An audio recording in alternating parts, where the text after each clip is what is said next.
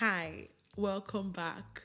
So, today I'm going to be sharing my story, one of the stories, and starting from when I completed my undergraduate degree. I graduated with a 2-1, and by the time I was graduating, I was close to becoming a qualified member of the Institute of Chartered Accountants Nigeria. I had just one paper to receipt, and few months after graduating, I took this paper again and I passed. I said this to say that I consider myself to be a smart person. I I think I'm really smart.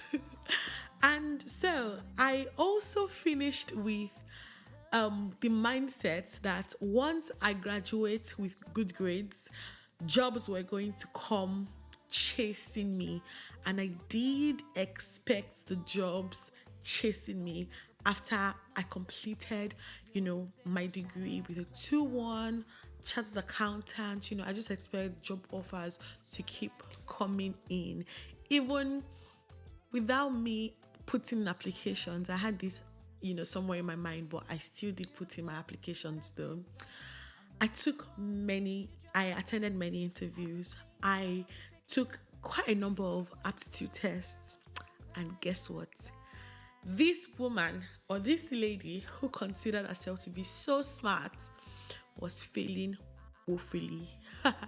I failed so much that one day someone called me and said, "What is going on?" This person said it's in Yoruba, and this person said, "Kilo shele, show more money," which is to say that, are you no longer book smart? And I thought to myself, when did I become this dumb? Like, I wasn't used to this amount of failure, but I kept on failing these exams back to back.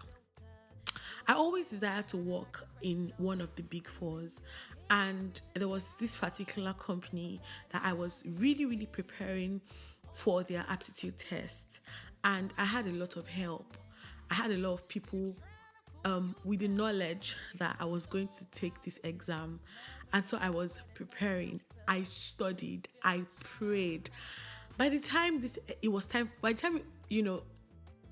to take this exam, I felt ready. I had prayed, I had read, I was ready. And I took this exam and I was expecting the results. And the day the result was out, I got an email. Very interesting day. I got an email. The first email was a congratulatory email saying congratulations, da da da.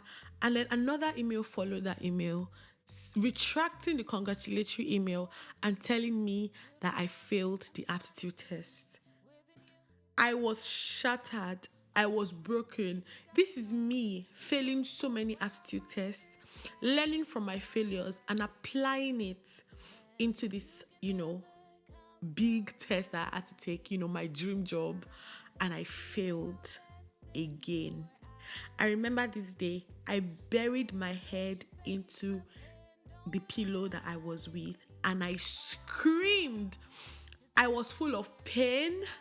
I was full of sadness, deep sadness. I screamed and I cried.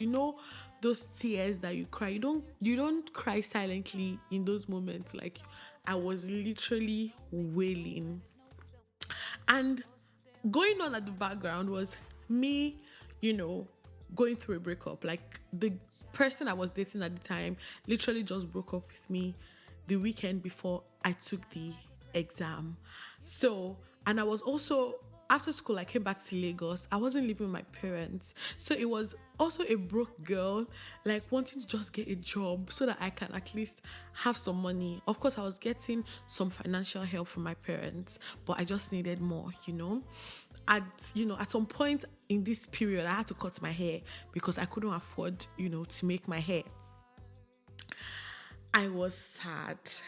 And while I screamed, while I was wailing in quotes, I heard a voice like, "God doesn't care about you."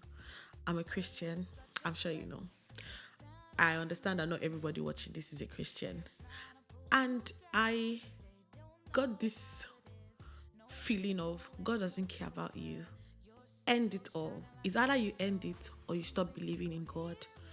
And I was here crying and contemplating this word. And while in this moment, a scripture came to my mind and it's found in Job. And I said to myself, though he slay me, yet will I trust him. I got up in this moment and I had a conversation with myself.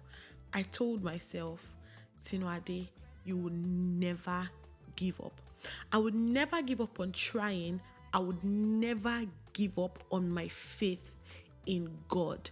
Even though I never succeed, one thing I would hold closely to my heart, I will never give up on, is my faith in God. I made up my mind on this day.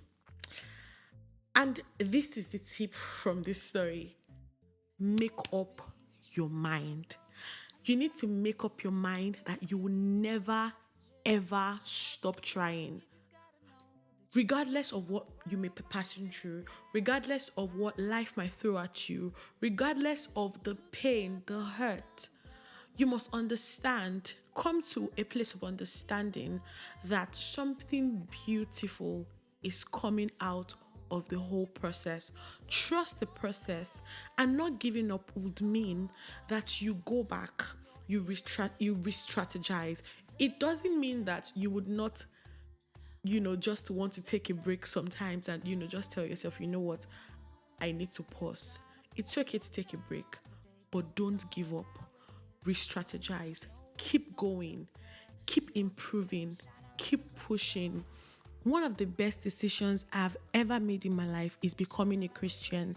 And I found that through these challenging times, I am grounded in the promises that God has made to me as a Christian. One of which is that He makes all things to work together for the good of those who love God and are called according to His purpose. So these promises keep me grounded and help me to never ever give up. So I want you to make up your mind that it doesn't matter what you go through, it doesn't matter what life throws at you, you would never give up. Say to yourself right now, say, I would never give up.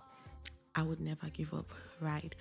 Again, my name is Tinuade Kingsley Udofa, and I'll see you in the next video. Cheers.